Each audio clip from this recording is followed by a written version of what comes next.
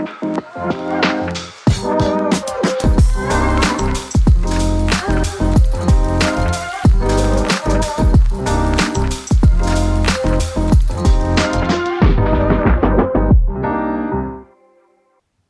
to So-Called Discoveries, where we discuss stories, knowledge, and insights from somewhere and try to learn something.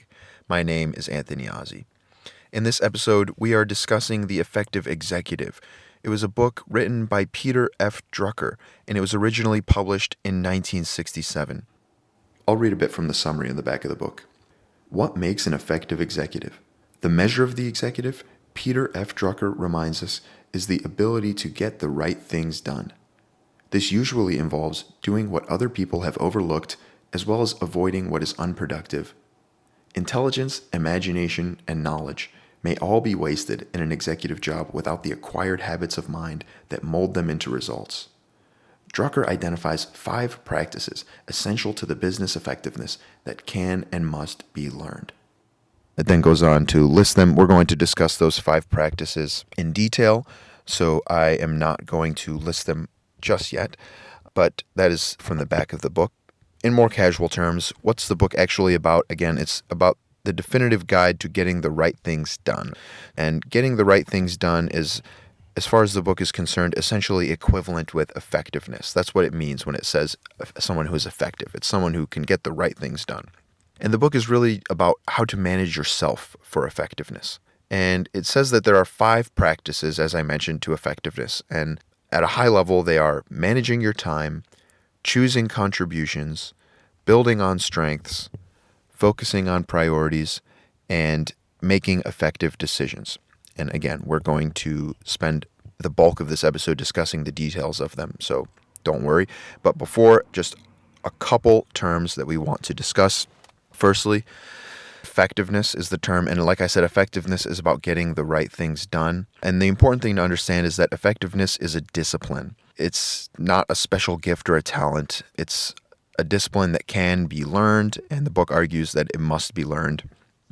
And it's all done through habit. It's different and separate from intelligence and hard work and knowledge. And it really comes down to a few practices done over time consistently. And it's required for performance from the perspective of both individuals and organizations. So that's effectiveness. The second term that I want to clarify is executive. Surprise, surprise. The book's called The Effective Executive. The terms I'm defining are effectiveness and executive. So an executive, their job is to make decisions. That's really, in the essence, what their role is. It's about decision making. It's not only someone who carries out orders. Their job essentially is to be effective. Effect as a verb and execute also as a verb are near synonyms. Effect is to make something happen or something along those lines, and execute is to carry something out, like such that something happens. Importantly, an executive's decisions and contributions affect the organization's capacity for results. So their decisions carry a lot of weight and impact, and they are defined by the results. They're not defined as so much by quantities or costs. Results have a higher emphasis, have a higher priority over effort. The book argues that highly effective executives are uncommon. And again, this was published in 1967, but I can't imagine that it's that much different today from the types of qualities that the book was looking at. On the other hand, it does say that executives of high intelligence, imagination, and knowledge are common. This just goes to continue to show that this book sees effectiveness as separate from those characteristics. While this book is certainly written for executives in mind, the principles for effectiveness apply generally to all of us in our lives. And part of my goal for this episode is to relate these principles generally to being effective as an individual. And part of being effective as an individual is being effective as an executive in your own life in terms of making decisions in your own life. The principles apply to pretty much anyone. I want to spend a few moments discussing the importance of effectiveness. Effectiveness as an individual in modern society, for many people, depends on their ability to be effective in an organization. Most people in modern societies work in some sort of an organization. You might work for a software company or an advertising company or an automotive company or a nonprofit or a hospital or a school or some sort of a startup.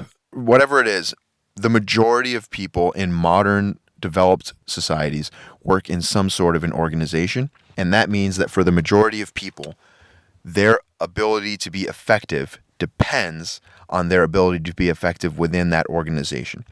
And this applies especially to knowledge roles, but worker performance, motivation, and commitment generally depends on the worker's effectiveness and therefore their ability to achieve. And getting the right things done, which I've mentioned a couple of times, is notably different than doing things right. Getting the right things done is about effectiveness, while doing things right is about being correct. As an example, let's say there's a highly talented team of engineers who produces fantastic designs for a new product. And this product was meant to solve a specific problem. It's really well thought through. The plans are extremely thorough. They're written in a way where you can essentially start building tomorrow, and they present it. But then what they end up figuring out is, although they did a great job putting all the plans and the designs together, it didn't actually solve the problem that they were meant to solve. They came up with a design that was correct to implement the product that they had designed, but they didn't get the right things done because a significant part of their job was to understand the problem and from there produce the correct solution. Producing the solution without understanding the problem inherently means that you cannot produce the correct solution. That's a quick distinction between getting the right things done and doing things right. Both important, but different. Now, effectiveness is key to getting the right things done, especially in knowledge work, like I mentioned. However, workers typically cannot be closely supervised for effectiveness. They can only be helped and guided. In the end, an individual must self-direct themselves towards effectiveness. However, the book and myself argue that as individuals, we should be working towards effectiveness. It is the thing that determines the type of results that we're going to produce. Working towards effectiveness, as we're going to learn, enables control over our own time, and it ensures that we're not beaten by the demands and pressures from our organization or from elsewhere. Being effective is certainly about being effective and productive at work, but also in our personal lives and working on our projects, or if you're a business owner, or if you're trying to become a business owner, you're starting a side hustle, whatever it is. It's also about developing productive relationships, as we'll discuss in detail, and also about producing significant results. Increasing your effectiveness multiplies your capacity for results. Any ability and knowledge that you already have yield better and more results as you increase effectiveness. And because effectiveness can be learned through these repeatable, habitual steps over time, it is both a modest and an achievable goal. And an important one, a crucial one, as we'll learn.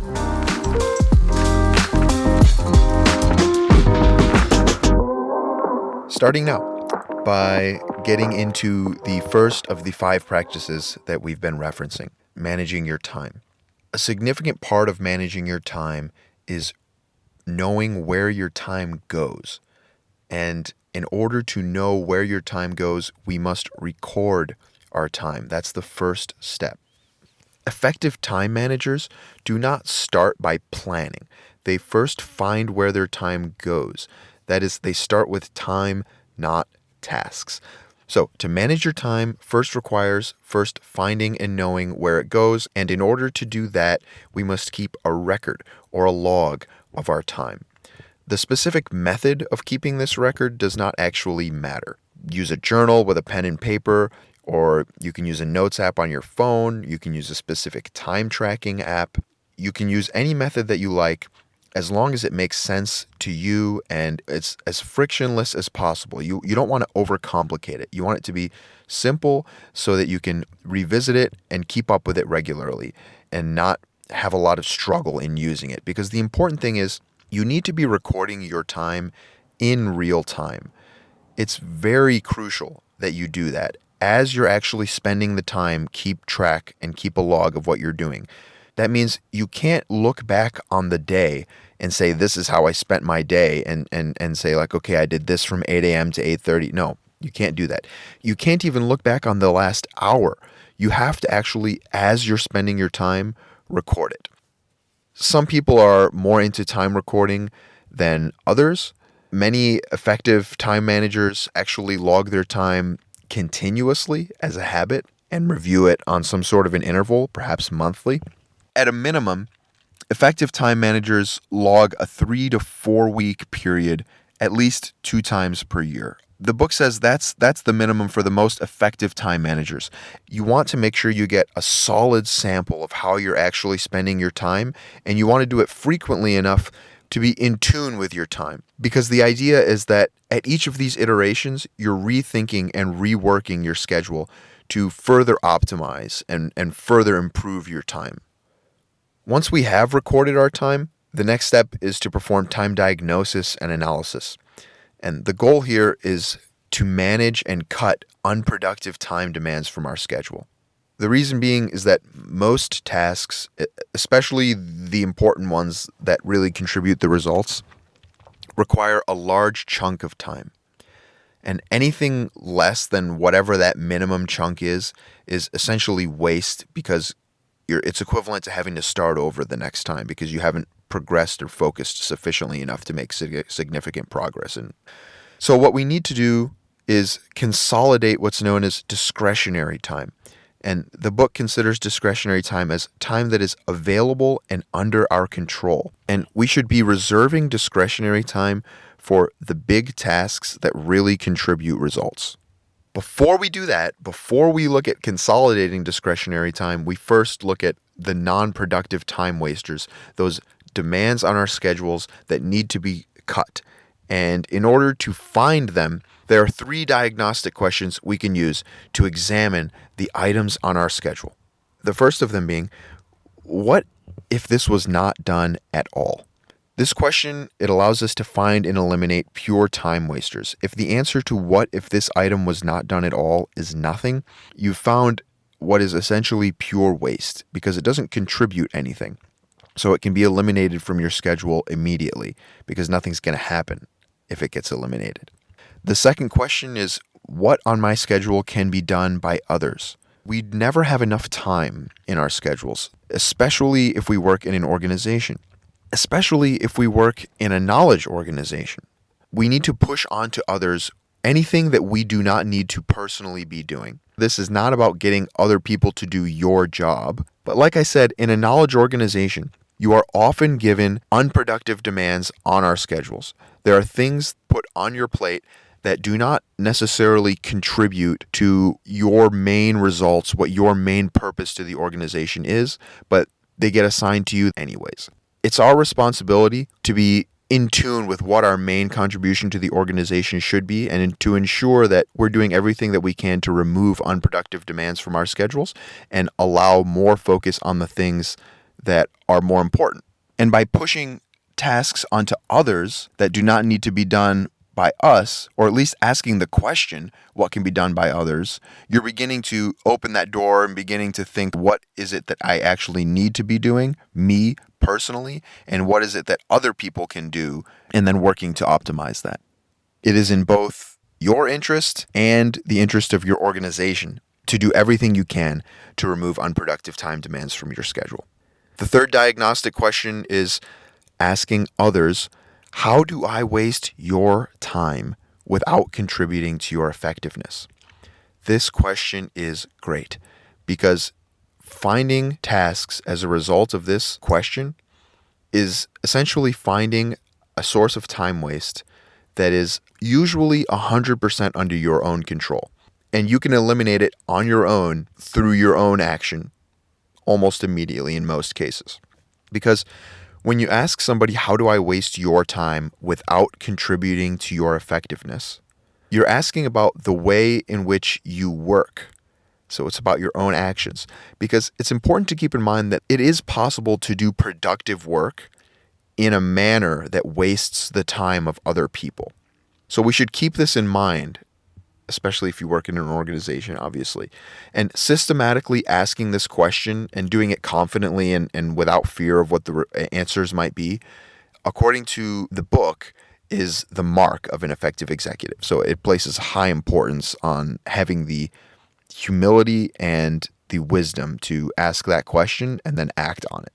Those are the 3 questions that we can use to help diagnose and locate time waste from our schedule. Unless our time is managed, nothing is really managed. So that's why this is really important. And time use does improve with practice. I can certainly attest to that. But without active time management and analysis, we all eventually drift into time waste. I can certainly attest to that too. And the only way to prevent that is through perpetual time management practices. And the process of time analysis is an accessible and systematic way to analyze your work and think through what really matters. And if you really want to learn more about this, I recommend digging into this part of the book. There's a lot of benefit from digging into your time. So after we've performed time diagnosis and analysis, we're looking at the results of those practices and we're saying, how do we manage, cut, and consolidate our time, particularly those unproductive demands? We already discussed some of the diagnostic questions, but then in an organization in particular, there are some common typical sources of time waste. One of them is a lack of system or foresight. A common symptom of this is the recurrent crisis. The book makes a point to say that a crisis that occurs 2 times should not be allowed to occur again. Another common source of time waste can be overstaffing. In an organization, particularly a knowledge organization, people have to spend much time explaining to each other what it is that they're working on. It's a requirement of working in a large organization of people with diverse sets of skills. But too many people become an impediment for performance. You need room to move and the ability to actually make your contribution without having to explain it. Similarly, but different to overstaffing, is an excess of meetings, which is another common source of time waste. A meeting is a concession to organization. If you're meeting, you're inherently not working. You can't be doing the work while you're meeting, because when you're meeting, you're talking about the work. A lot of times we consider meeting part of our work. There may be some meetings where it's part of our work. Maybe you're giving a proposal to a customer. But in most cases, when we're meeting, we're not actually doing real work. We're talking about the real work and maybe the ramifications about it and the planning of it and the progress of it and things like that. You're not actually doing the real work when you're in meetings. Ideally, there would be no meetings and you would just be able to do the work. But humans don't work that way. That possibility does not exist. So because of that, our meetings need to be both purposeful and directed, and they cannot be the main demand on our time. This is getting more and more common, especially with the rise of remote work. People end up being forced into multitasking because they spend way too much of their time in meetings and they don't have enough time to do the important work.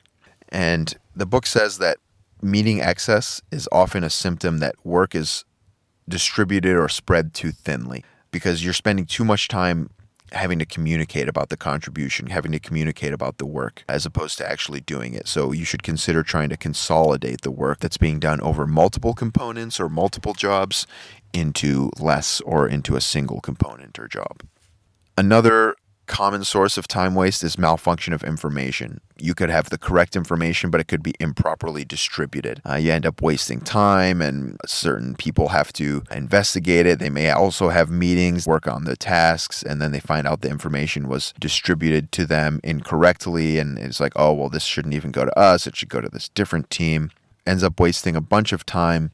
The information itself was correct. It just was not distributed correctly, or maybe it was in the wrong format. So we've been discussing cutting unproductive time.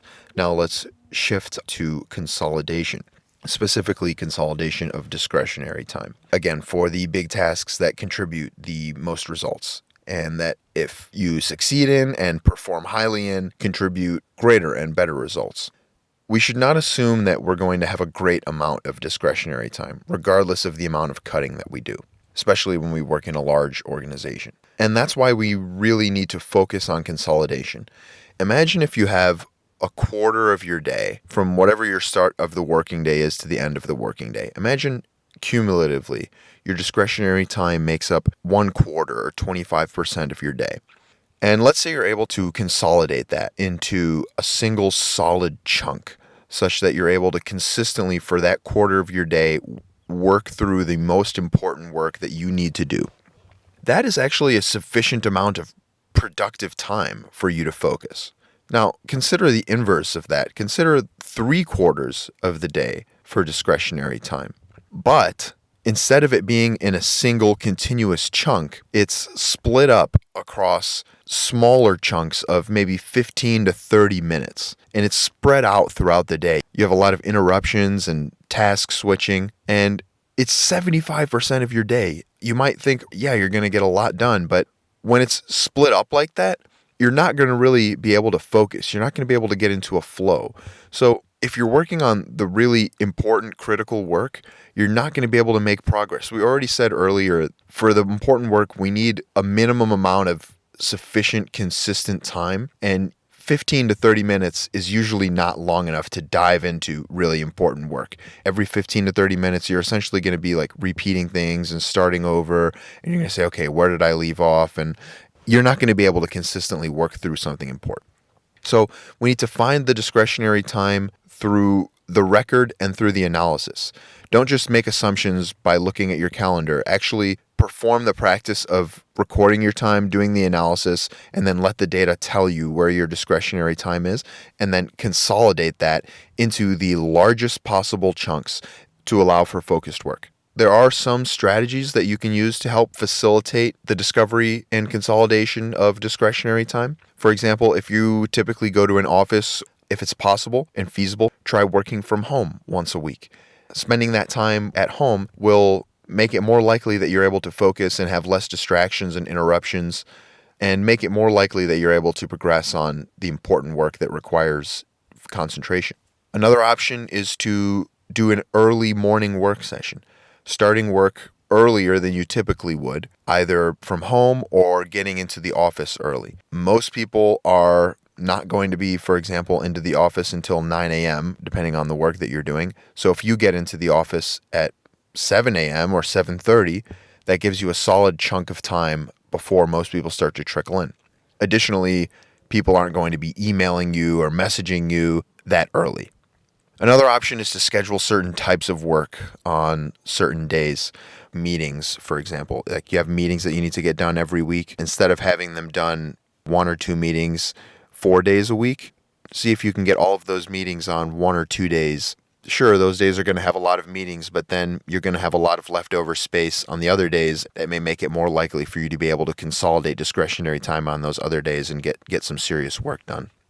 So record your time, perform the analysis and the diagnosis, estimate the realistic available discretionary time, and set it aside, and then be disciplined about it. Because that's where the important work is. When new time pressures come in, you have to understand that that discretionary time contains the most important work that you need to get done, and you need to do everything that you can to give it the sufficient work. Now, obviously, there are going to be crises that need to be addressed, but you need to do everything that you can through perpetual time management to protect that discretionary time. It is critical to being effective, and it is critical to making progress on the top priorities. We mentioned earlier that time analysis allows you to think through what matters. Well, consolidating discretionary time enables us to concentrate on what really matters.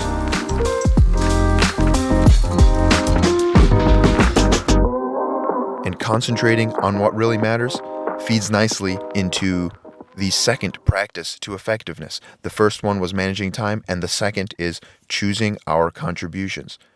Choosing your contribution, simply enough, begins with asking, what can I contribute? And doing an honest assessment of that. Asking what can I contribute? What it comes down to is prioritizing results over effort. It's taking responsibility for the results, regardless of the effort. And that's really what executives do, what effective executives do.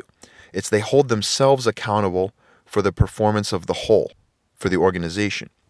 So if you want to be successful as an individual within an organization, you need to understand, what does performance for the organization look like?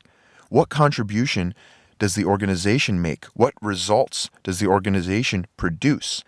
And then when you think of those goals, you think of those priorities, and that helps you determine what it is that you need to contribute as an individual.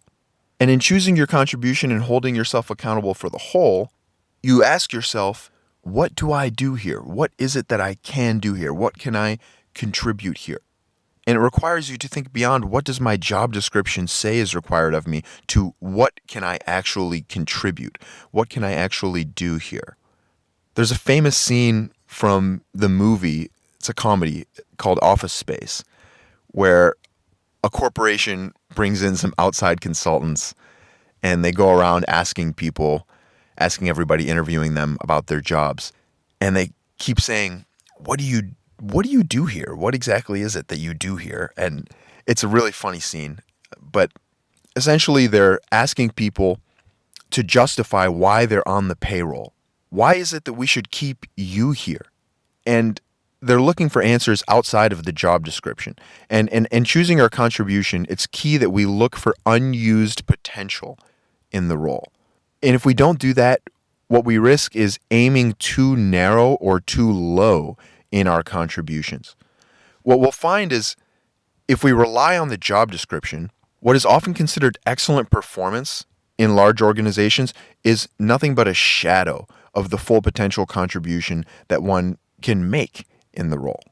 And in further determining where to make our contribution, there are 3 key areas of performance where all organizations need to achieve results and do well, or essentially over time they'll decay and go out of business. Those 3 areas are direct results, values, and people. And real quickly, direct results is like sales, profits.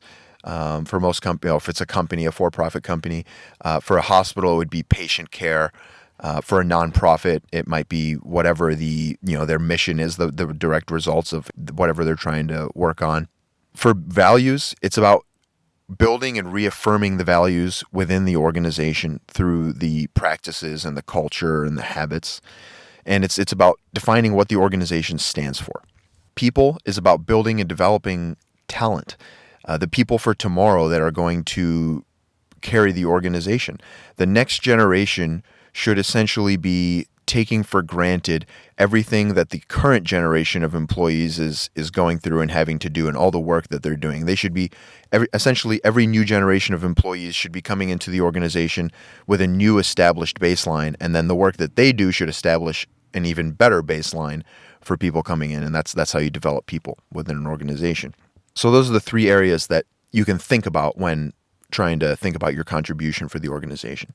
Choosing your contributions is also about having effective relationships.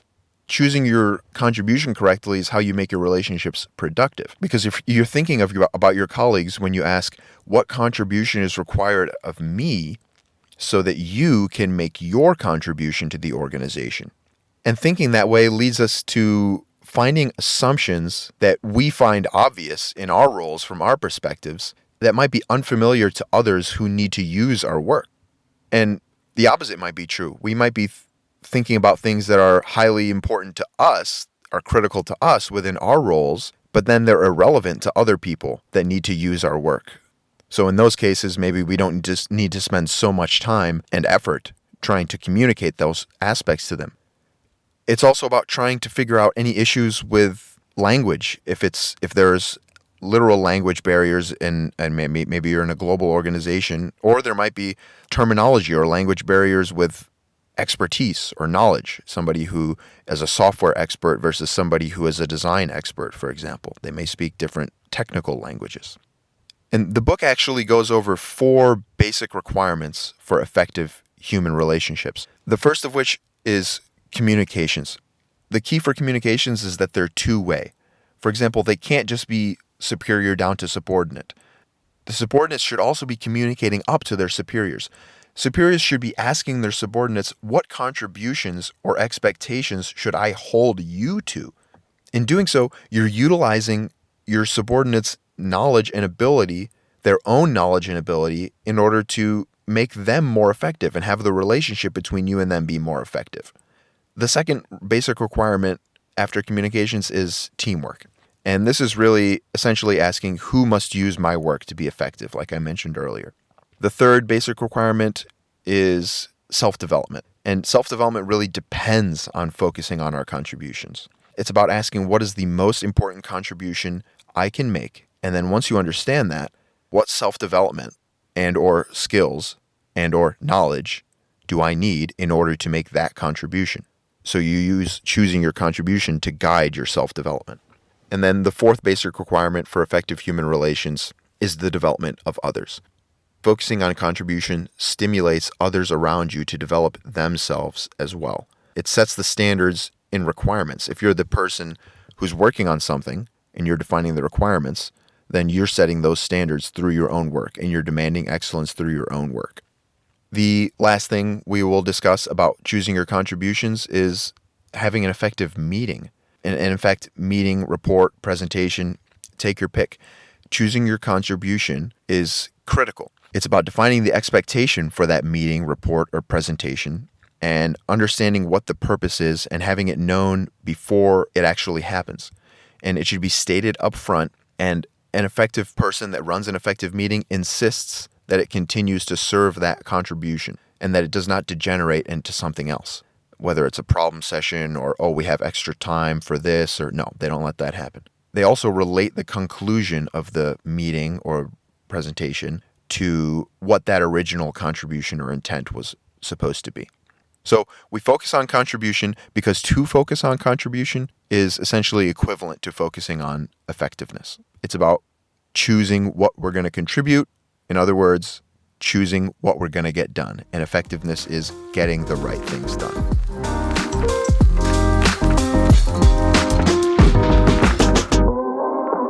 That's managing time, choosing contributions. The third step to effectiveness is building on strengths. This is a big part of the book. It emphasizes we cannot build on weakness. We must use the available strengths. We also cannot concern ourselves too heavily or worry too much about trying to cover up or shore up the weaknesses. We instead need to focus most of our energy on building on the strengths, doubling down on our strengths, and making those strengths productive. The purpose of an organization is to make strengths productive. By using the strengths of individuals as building blocks, in doing so, we make the weaknesses irrelevant. Think of an example of a tax accountant. Say he's in a small private practice with not too many employees. And let's say this individual is a really good tax accountant, but he's not so good at getting along with others. Not the best communicator. In that small private practice, he may be hindered by his inability to communicate well and get along with others in the sense of the people around him in terms of his colleagues and then in terms of his customers. Because if it's a small practice, odds are he's going to have to talk to some clients as a very skilled accountant. Now, think of that same exact accountant, but put him in a large organization. They recognize his strength, which is as a tax accountant. So they put him in an office or in a corner somewhere at some desk. Maybe he's even a remote worker. They allow him to focus on what he does best, being a tax accountant. They put him in a position where he's shielded from having to interact with people, which he doesn't even want to do, and they effectively utilize his strengths. They're not blind to his weaknesses. They're never going to make him a manager or put him in a position where it's critical or even a key part of his role to have to interact with people in that way. But that's completely fine. He's a great tax accountant. There are other people who can be great managers. Being a great tax accountant is in many ways more rare. So that's why when we staff from a position of strength. We staff to maximize the strengths. We don't staff to minimize the weaknesses. We first focus on strengths. And in bringing in new people and developing the current people, we should look for excellence in one major area. Not necessarily all-around performance that gets by, but excellence in one major area. And the book says that to do this is to take advantage of man's nature, man's gift, which is our ability to put one area of strength to work. That is to put all of our resources behind a single endeavor. And doing the opposite of that, instead of building on one area of strength to staff to avoid weaknesses, doing that leads to mediocrity at best. So why do we typically staff from weakness? Well, According to the book, it's because the main task is to fill the job. So when we're looking to fill the job, we end up relying on the job description and the requirements and looking for the least misfit, basically ticking the boxes, finding the candidate with the least to be desired. And that often leads to mediocrity. But if we staff from strength, we allow organization to fulfill its true potential, which is to have a set of people achieve performance that is greater than the sum of their parts. The book offers 4 rules on how to staff from strength. The first is that if a job defeats 2 or 3 people in a row, we should assume that it's unfit and redesign it. Even if it's logical on paper, even if people have previously performed well in the role, we need to ensure that the job is well designed and not, for example, assuming that it's a genius or designed for a specific type of person. The second rule is that we need to make each job demanding and big. And this brings out any potential strength in a given candidate. We need to ensure that the scope of the role is designed such that strength in a key area produces significant results. If the job is big and demanding enough, it will enable someone to rise to any new demands or new challenges from a change that might occur. It's especially important to have big demanding jobs for a beginning worker, a beginning knowledge worker especially. A knowledge worker in their first job has the standards set which are going to guide the rest of their career. They're going to measure themselves and their contributions and their success and their performance based off of this first job. It's important to ask early on, am I in the right work? And is this the right place for my strengths? A young knowledge worker cannot answer that question if they're in a job that is too small for them. And that's often the case because they often end up with jobs that are too easy because they're designed to offset their lack of experience. A young knowledge worker with a job that's too small for them realistically either leaves or declines rapidly and becomes cynical and demotivated and overall unproductive. So, make jobs demanding and big. The third rule is that we need to start with what one can do, not with what a job requires. In the United States, it's common to use a performance review in deciding if someone is right for a bigger role. Now, this might make sense, but what's common with performance reviews is they do highlight things that are going well and highlight some strengths, but what usually happens is you review it with your superior, and the superior says, these things are going really well. Good job on these. Keep it up. And they're basically just mentioned, and they say because they're doing well, they figure they don't have to speak much on it. And then what happens is you spend most of the time discussing the weaknesses, discussing the areas of improvement, and coming up with a plan to say, how are we going to pick up these areas? How are we going to improve these areas? How are we going to get better? And when considering them for a bigger role in that context, they're saying, okay, how do we fix these weaknesses before we put you in this bigger role? That's often the perspective. So what's really happening is you're diagnosing and focusing on weakness when you really should be focusing on the strengths. You don't ignore the weaknesses, but you should be spending much more time discussing the strengths and saying, these are going well. How do we continue to make these go well? How do we make them go even better?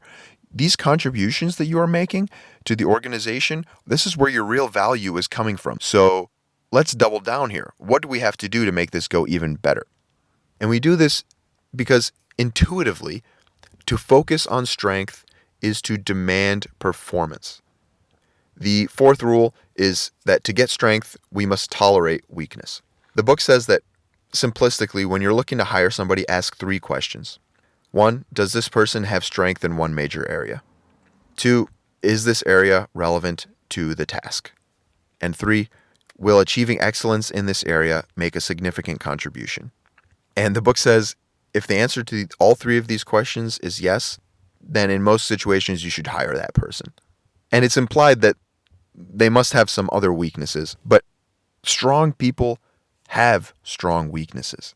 And it emphasizes that one strong candidate achieves more than 2 mediocre candidates with mild strengths and weaknesses. So from the perspective of this book, in many cases, if you're in a position to consider 2 candidates and one candidate is very strong in a key area, but has a clear and obvious weakness in another area, and you're comparing him with another candidate that is not necessarily strong or weak in either of those 2 areas, but is good enough and gets by in both of them, The book says you should really consider the person that is very strong in the one area, because it says that person is going to achieve more than the mediocre candidate with mild strengths and weaknesses. Before we move on, I want to mention something on Andrew Carnegie, who was a steel industry tycoon from the late 19th century and one of the richest Americans in history. He chose to have on his tombstone inscribed the following: "Here lies a man who knew how to bring into his service men better than he was himself." Now, that's a pretty awesome line to have one of the most successful, richest industrialists of all time have described himself on his tombstone. But the reality is, those men that he says were better than himself, they were better because Carnegie looked for their strengths and put them to work productively. They were better in one specific area and in that job. But overall, it was Carnegie who was the effective executive that enabled all of that. A superior owes it to their organization to make the strengths of their subordinates productive. But more importantly, a superior owes it to his or her subordinates to help them get the most out of their strengths. When a superior takes this responsibility seriously, an organization can serve as a tool for an individual to achieve through their strengths, regardless of their own limitations or weaknesses. From the perspective of a subordinate, or somebody who reports to somebody else, which is pretty much everybody, you should also be working to make your superior's strengths fully productive. And it's in your own interest to do so because it enables focus on your own contributions to the organization. If you think about your superior's strengths and how that relates to your contribution, you can think about how your contribution can best feed into your superior and be well received up the hierarchy and be more likely to be used by your superior and his or her peers. Focus on their strengths. Do not reform your superior. Make the best use of their abilities. Instead of trying to reform them, that is, trying to get your boss to overcome their limitations, ask, what can my boss do? And what can they do well? And enable the best use of those abilities. There are few things that make someone as effective in an organization as building upon their superior's strengths. Because nothing facilitates success in an organization quite like a successful and rapidly promoted superior. As an individual, building on strengths, making strengths productive, is really about making productive what you can do. When we chose our contribution, we asked, what can I do? That's why that leads into this next step of making strengths productive, because you start with what can I do, and then you lead from strength in your own work. You do not concern yourself too much with what you cannot do. You make productive what you can do, and that is to focus on your strengths. Making strength productive is as much attitude as it is practice and habit.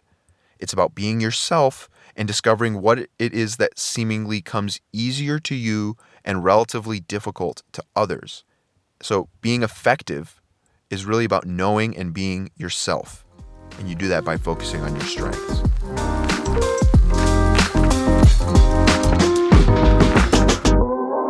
Okay, that's managing time, choosing your contribution, building on strengths. The fourth out of 5 is focusing on priorities. The book offers the advice of feeding opportunities and starving problems. So when we're making priorities, keep that in mind. We focus on opportunities because there is always a time deficit, no matter how well we manage our time.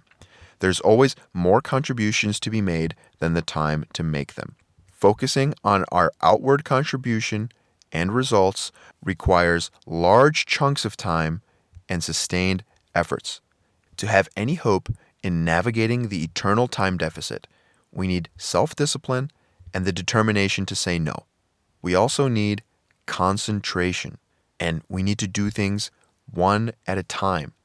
Doing things one at a time means doing things fast and getting more done.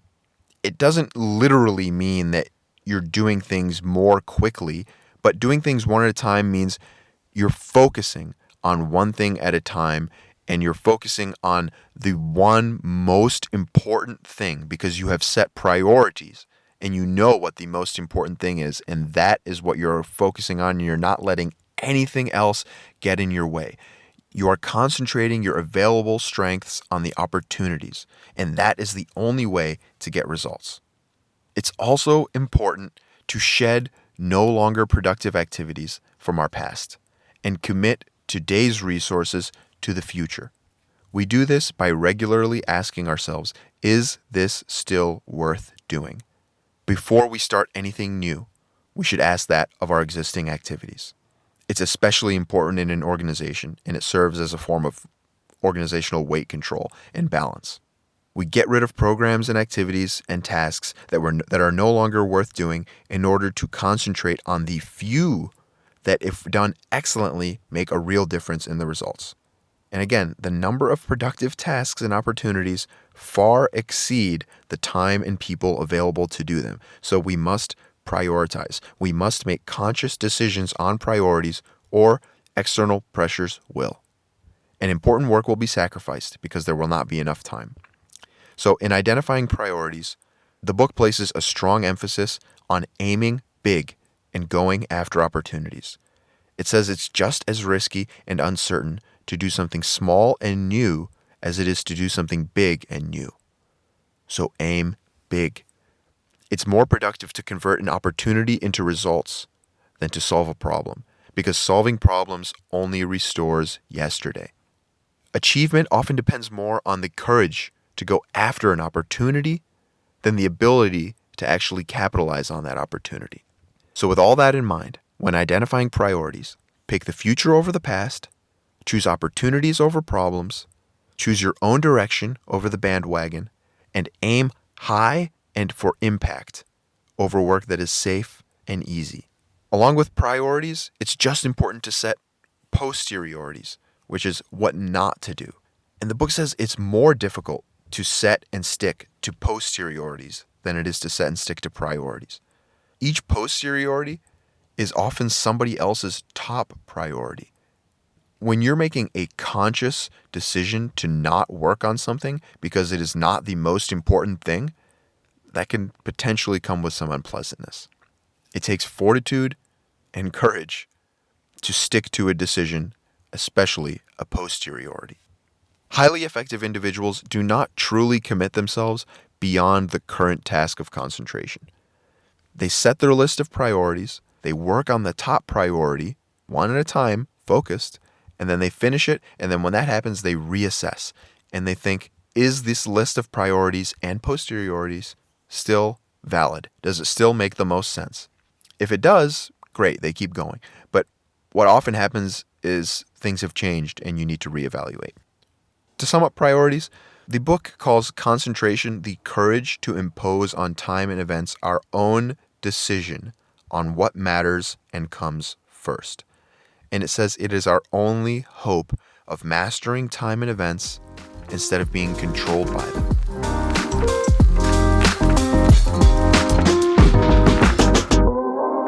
The last of the 5 steps to effectiveness is making effective decisions. Effective decision makers do not necessarily make a great many decisions, and they do not necessarily make quick decisions.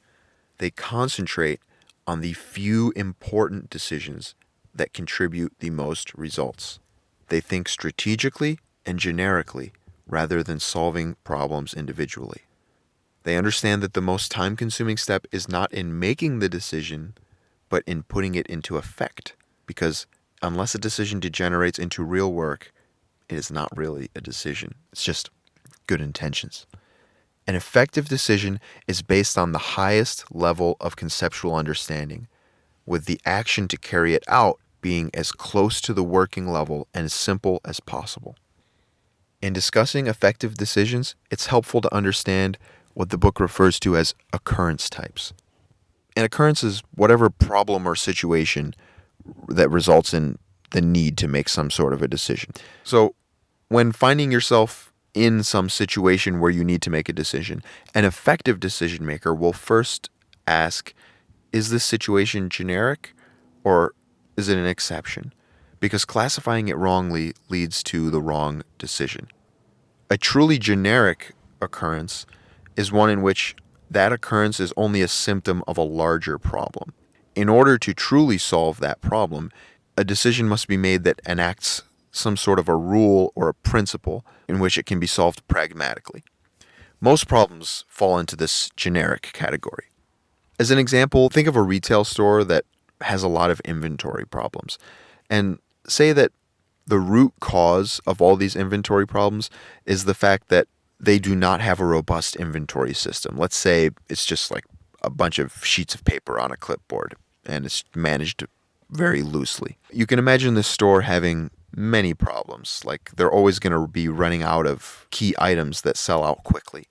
They're also not going to be able to recall very quickly if they've ran out of a particular item or if it's available in another size. Sure, they can try and attack each of these problems individually and try and solve them individually, but that's not the most pragmatic way to go about it. What an effective decision maker would do is understand that this is a generic occurrence. This is really a symptom of the fact that our inventory system sucks. And they would make a decision that enacts some sort of a rule that allows them to act on principle and works towards a larger solution. Sometimes occurrences can be unique for us or for an organization while still being generic at large. A good example of this is a company receiving an acquisition offer from a larger company.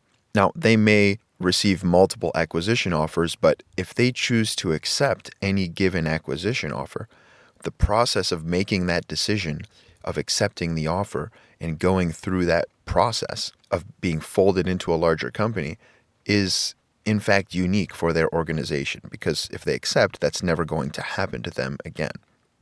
Although this is unique from the perspective of that organization, it is something that indeed happens all the time. And when we find ourselves in these types of situations where something is unique from our perspective while being generic at large, the advice is to look to the experience of others. Beyond generic, there are some true exceptions, some unique events, and these occurrences are rare. Many understandably call the COVID-19 pandemic a truly exceptional, unique event. It makes sense. Not many of us can think of a global pandemic other than maybe 100 years ago, and none of us were around then. So certainly for modern society, it can be considered an exception. There was no precedent for the global economy shutting down. In general, when approaching what seems to be an exception, a unique event, we should always ask, is this a true exception? Is this truly unique? Or is this potentially the first manifestation of a new generic problem? And that in itself is a different type of occurrence, that the early manifestation of a new generic problem. And sometimes this can appear as an exception, and you might assume that it's an exception, and you may not realize that a new generic problem has manifested. So it's important to always be aware that this is a possibility. Building off the example from COVID, the COVID-19 pandemic and the economy shutting down certainly was an exceptional event, but it did also manifest new generic problems, things that are going to continue that need to be dealt with. For example, the rise of remote work. Many organizations were not planning or prepared to deal with the rise of remote work. It was not something that was a problem for them or talked about or on their radar. When the pandemic hit and it accelerated the adaptation of remote work generally, now all of a sudden it's something that is not only accepted, it's in many times expected by employees or by potential candidates. So companies have to have a policy for dealing with it, a rule for dealing with it. All but those truly unique events require some sort of a generic solution, a decision that enacts a rule, a policy, or a principle. You handle all manifestations of that same generic occurrence pragmatically based off of the rule, policy, or principle. Effective decision makers assume an occurrence is generic and they think of a solution on the highest possible conceptual level. Another important element of decision making is defining the specifications. Another way of thinking of this is, what are the boundary conditions that the solution to the problem must satisfy? This is typically the most difficult part in the decision-making process. If a decision does not satisfy these boundary conditions, it is ineffectual and inappropriate.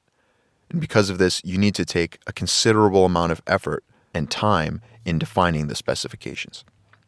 Clear thinking on these specifications or boundary conditions is needed also so that we know when a decision should be abandoned. If you reach a point in which the initial boundary conditions can no longer be met, then going forward is just a waste because you're not going to be able to adequately address the problem. You're best calling it quits and abandoning that endeavor and adjusting from there. The book also emphasizes that defining the specifications, setting the boundary conditions, cannot happen on the facts in most cases, especially for the important decisions.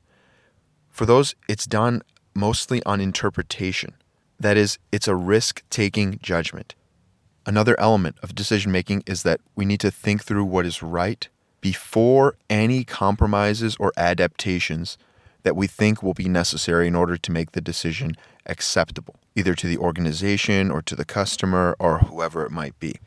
We start with what is right rather than what is acceptable because we always end up having to compromise in the end, especially when we work in an organization.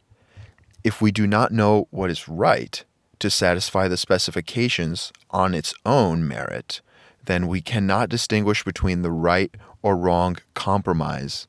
We can't make the right compromise unless we're able to recognize what right is.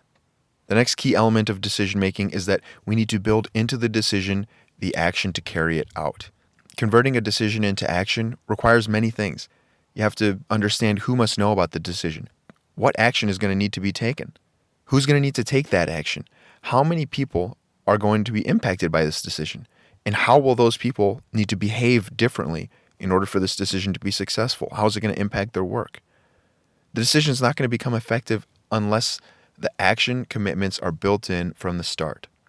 Until that's done, until the actions are followed through, all you have, like we said, are good intentions. Along with building in the action to carry it out, we also need to build into the decision feedback mechanisms.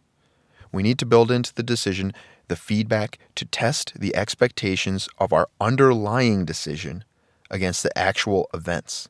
We need continuous feedback built in from the start because the best decisions have a high probability of being wrong or at least becoming obsolete.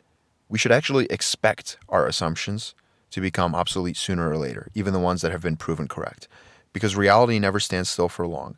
That was true in 1967. It's much more true today. So we need to build feedback into the decision, and it needs to be around direct exposure to reality. Otherwise, we're condemning ourselves to ineffectiveness. Another sometimes unappreciated element of decision-making that this book says is quite important is disagreement. I mentioned earlier that making a decision is a judgment. It's not a choice between right and wrong. To the contrary, it is often making a judgment between options in which one is not more provably right or wrong than the other.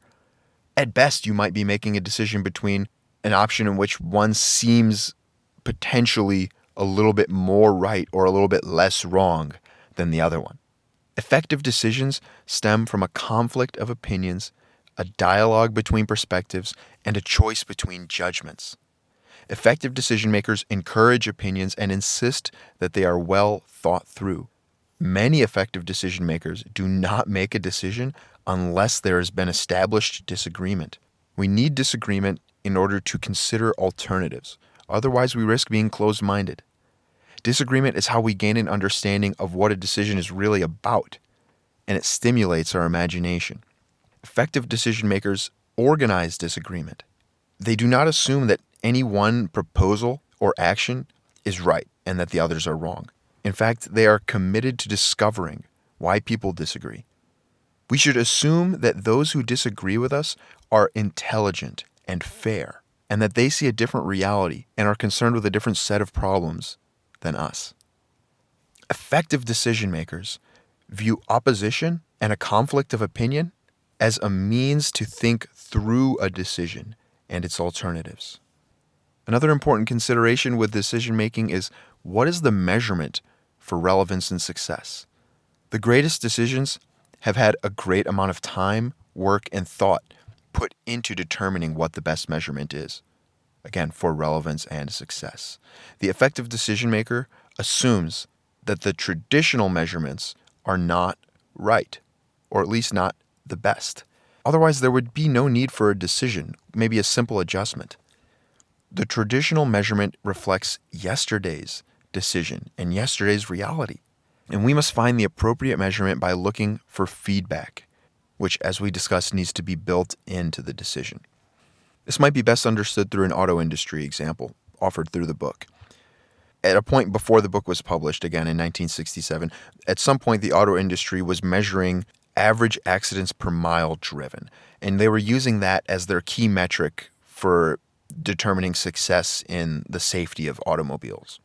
And while that's certainly important to know and important to measure, what they ended up learning is that they also needed to measure something else that was important, which was the severity of injuries from any particular accident. Including that in their focus highlighted the need to make any accident less dangerous so that it's less likely to harm the people involved. And that's done through automotive design as opposed to other measures that you might put in to make accidents less frequent.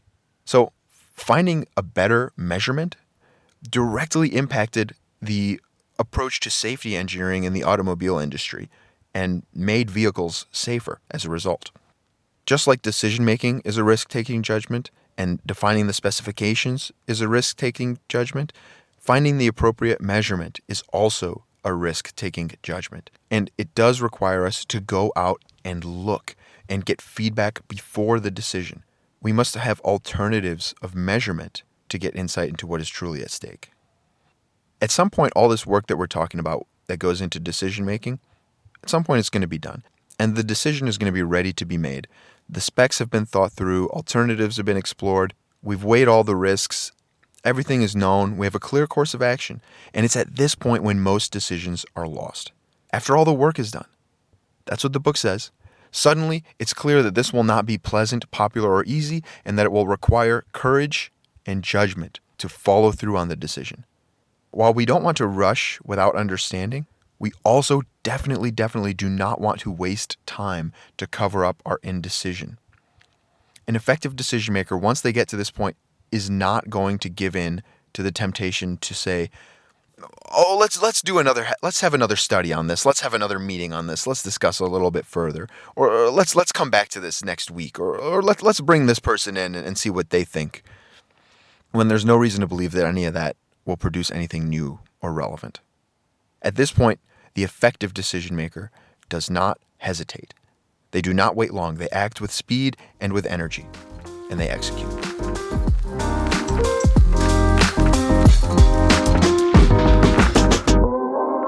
That is decision making, and those are the 5 steps for effectiveness gone through in great detail. Hopefully by now you are more inclined to understand that effectiveness and performance are linked, and that effectiveness is crucial to both self-development and organizational development. And so, because effectiveness is crucial to individual performance and individual development, especially if you're someone in an organization, let's very quickly review some action and information about each of the 5 steps from the perspective of an individual. On time, record and analyze your time. You can get substantial improvement from this alone and fast and immediate results. The key is that you need to record your time in real time. Do not wait. Do not say, "Oh, this is what I did in the past hour or 2. This is what I did in the past day." Record it in real time. Doesn't matter what the method is. Notes app on your phone, time tracking app, a journal, physically, whatever you want to use. As long as it's simple and something you can stick to. It's a good idea to at least twice a year take a sufficient sample of your time, which the book considers 3 to 4 weeks, and record that time and perform the analysis. Your time waste will become immediately clear in your face and on the record, and you'll intuitively begin to make better decisions on your time.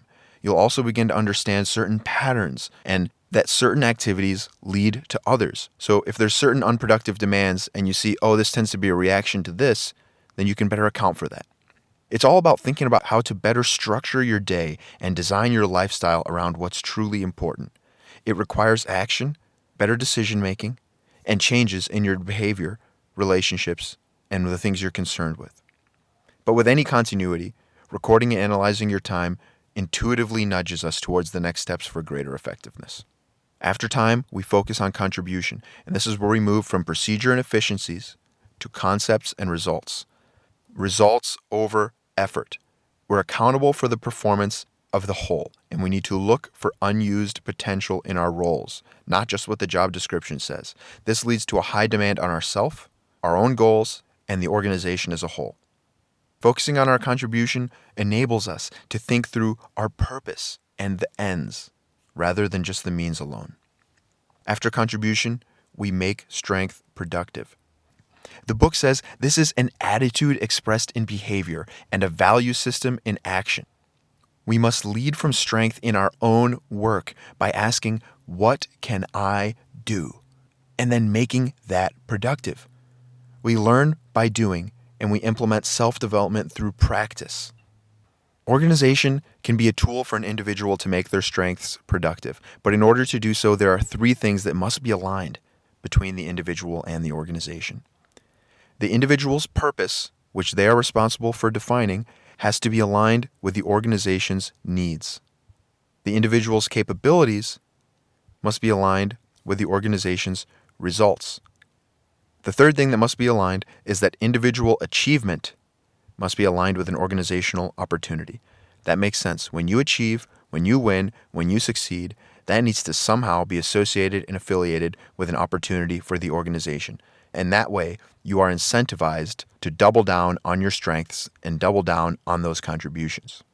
After making strength productive, the 4th of the 5 effectiveness practices is prioritizing. First things first. We move from the resource of time to our end goal of performance. What needs to be done? It's about priorities and posteriorities. We're not developing information here. We're developing leadership.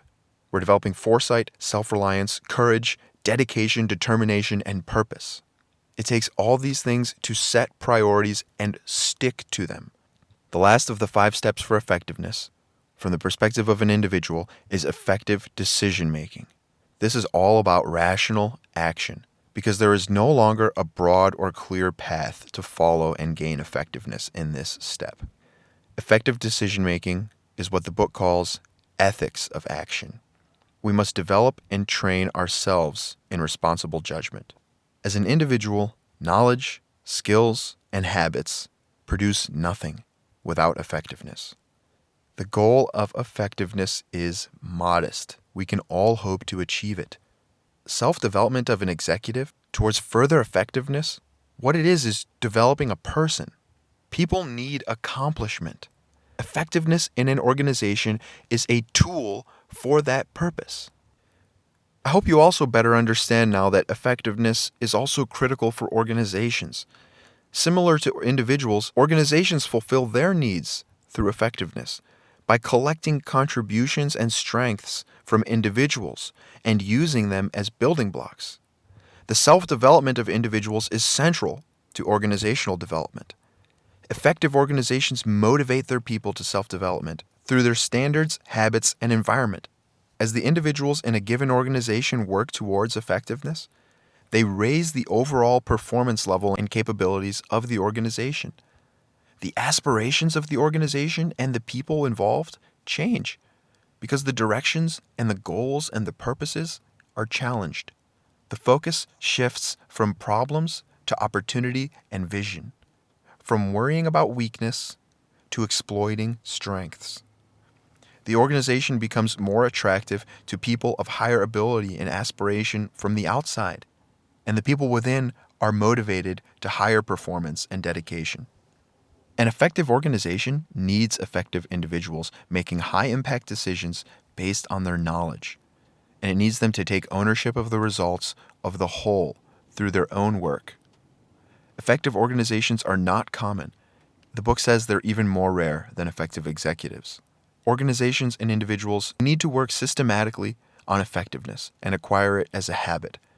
They need to learn to feed opportunities and starve problems, and on working to make strength productive. And they need to concentrate and set priorities instead of doing a little bit of everything. We've talked a lot about individuals and the organizations. What about society? how do we have an effective, modern, developed society? Because knowledge work and the large knowledge organization is the central reality of the modern, developed society. Therefore, the fulfillment and viability of our society depends on effectiveness. Effective executives enable the two needs of society. The first is the need of the organization to obtain contributions from individuals, and the second is the need of the individual to have organizations serve as a tool for their purposes.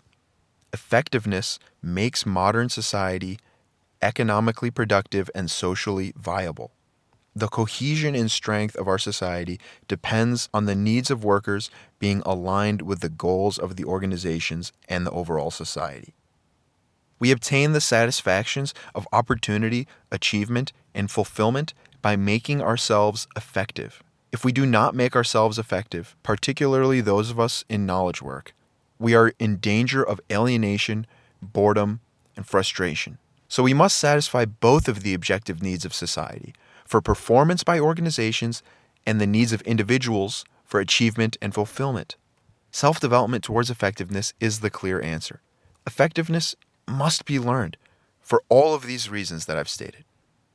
Thank you very much for listening to this episode of So-Called Discoveries. I hope the information has been interesting to you and maybe even valuable. I hope that you have learned something. See you.